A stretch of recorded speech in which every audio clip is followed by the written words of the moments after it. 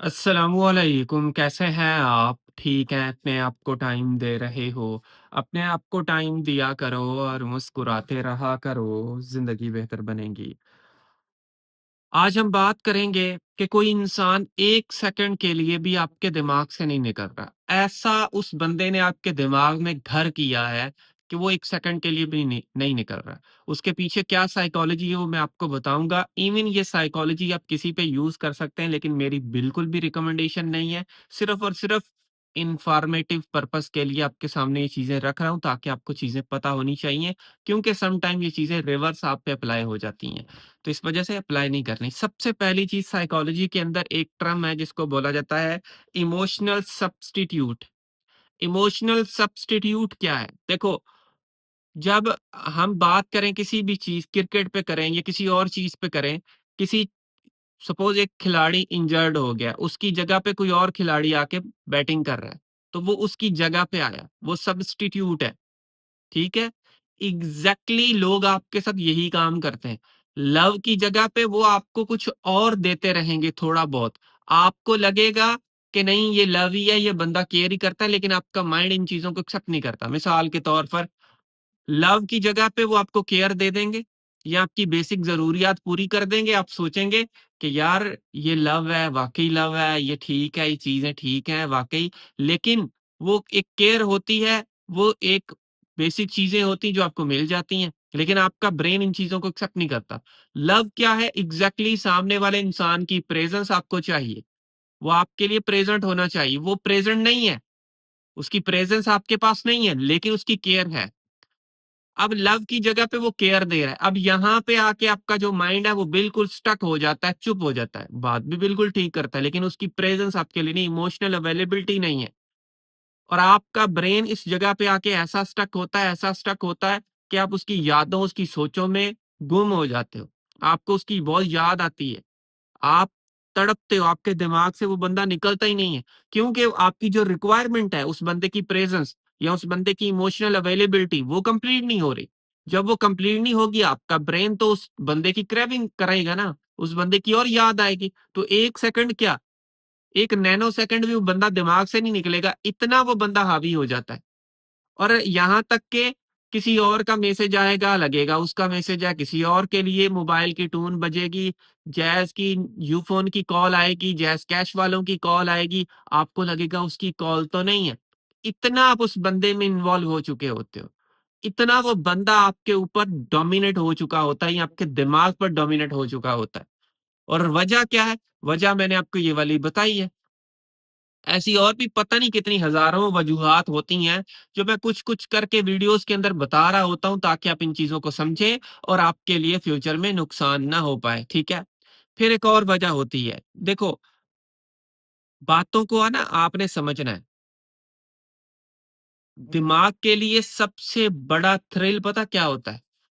सबसे बड़ा thrill, thrill का मकसद है कि एक चीज़ को लेकर दिमाग बहुत ज़्यादा एक्साइटेड है और उसकी वेटिंग में है और बंदा चाहता है बस ये मोमेंट, ये चीज़ मुझे पता लगनी चाहिए।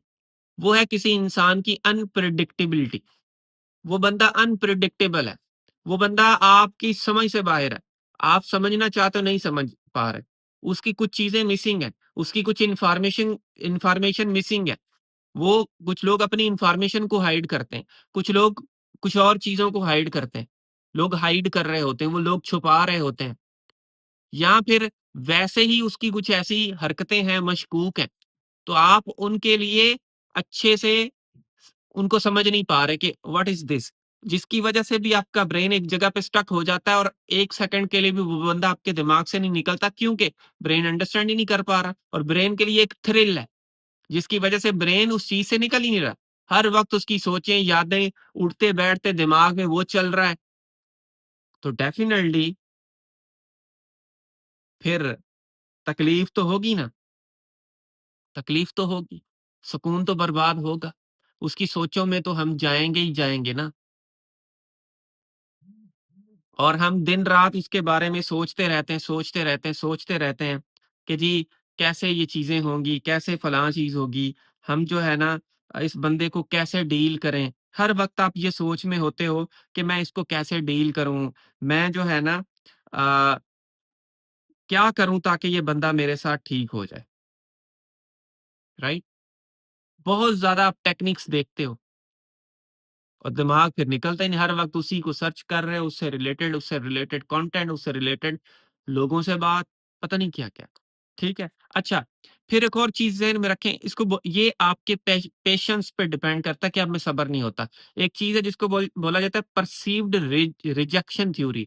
परसीव्ड रिजेक्शन थ्योरी क्या है कि अगले बंदे ने डिस्टेंस मेंटेन किया है या थोड़ा-सा आपसे दूर गया है या एक दिन उसने बात नहीं की, उस बात ना करने को आप ये समझते हो उस बंदे ने मुझे रिजेक्ट कर दिया है। अब हो सकता है वो बंदा स्ट्रेस में हो सकता है वो अपने आप से कोई जंग लड़ रहा हो सकता है वो बंदा किसी और परेशानी में हो, लेकिन आपको लगा कि नहीं मुझे रिजेक्ट किया गया है, मेरे साथ बुरा किया गया है। आप इस सोच में होते हो। अब यहाँ पे आपने सब्र से काम लेना है। कभी भी ऐसा हो 1 दफ़ा, 2 दफ़ा चुप करके बैठ जाओ। जल्दी करने की ज़रूरत नहीं है। जितनी ज़्यादा आप जल्दी करोगे उतना आपके लिए मसले ज़्यादा होंगे और इस कंडीशन के अंदर आप जल्दी ज़्यादा करते हो। फिर एक और चीज़ है जिसको भी आपने अंडरस्टैंड करना है, इसको बोला जाता है इमोशनल ओनरशिप। आप ये सोचते हो कि जो मेरी फीलिंग्स हैं, जो मैं फ़ील कर रहा हूँ, इसका ज़िम्मेदार वो बंदा है या मुझे किसी ने हर्ट किया या मुझे किसी ने धोखा दिया, इसका ज़िम्मेदार वो है। एक्चुअली धोखा हम खुद से खाते हैं।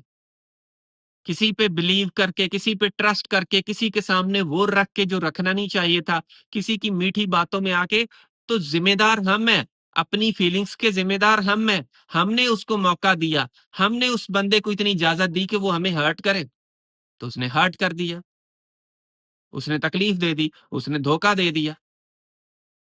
तो आज के बाद ओनरशिप जो आपने लेनी है अपनी, खुद लेनी है। एक दफ़ा तकलीफ हुई, दूसरी दफ़ा वो काम ना करें, वो चीज़ें ना करें जिसकी वज़ह से आप हर्ट हो। ऑटोमैटिकली वो हर्ट करना छोड़ देगा और आप ये काम करते हो जिस वजह से आपके दिमाग से वो बंदा निकलता नहीं।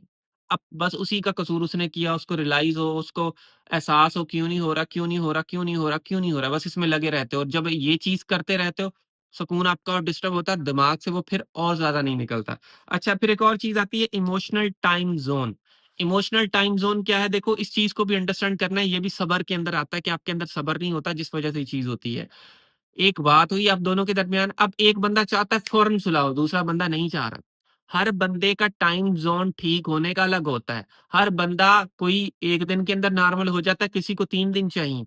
हम ये कह रहे होते हैं कि बस अभी के अभी सेट हो जाओ, मैं ठीक हो गया हूँ तो आप भी हो। हम सब्र नहीं रखते, हम अगले को स्पेस नहीं देते और हम ये सोच रहे होते हैं कि बस वो भी ठीक होना चाहिए। हमारी जो फीलिंग्स हैं, बस उसके मुताबिक वो ठीक हो जाए। तो हर बंदे की ये दिमाग की जो साइकिल है, चैन है, वो डिफरेंट तरीके से वर्क करती है। तो इस चीज़ को समझें।